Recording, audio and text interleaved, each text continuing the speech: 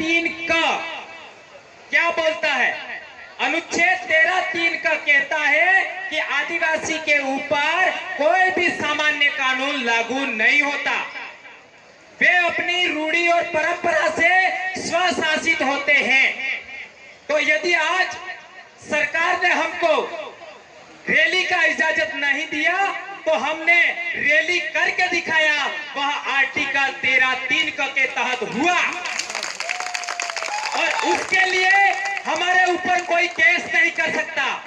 और यदि कोई केस करता है तो कौन सी सरकार करती है? इस देश में 3 सरकारें हैं, राज्य सरकार, केंद्र सरकार और भारत सरकार। भारत सरकार कौन? आदिवासी। राज्य सरकार और केंद्र सरकार भारत सरकार के अधीन है। तो नरेंद्र मोदी हो चाहे राज्य का मुख्यमंत्री हो, वो आदिवासियों के नीचे नौकर है। ये मैं नहीं कह रहा हूं, ये आर्टिकल 244(1) भी बोलता है। आर्टिकल 244(1) बोलता है कि आदिवासियों के ऊपर कोई सामान्य कानून लागू नहीं होता, वे स्वशासित होते हैं अपने रूढ़ी और परंपरा से। तो इस देश में जो भी कानून बने हैं वो आदिवासियों की रूढ़ी परंपरा से छोटे हैं, आदिवासियों की रूढ़ी परंपरा से बड़े नहीं हैं।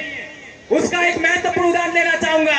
आज देश का आदिवासी चाहे किसी भी राज्य में हो, उस आदिवासियों में, महिलाओं में जो समानता का भाव है, इस देश का एक भी गैर आदिवासी दिखा दे कि इतना समानता का भाव किसी महिला में, किसी समाज ने दिया?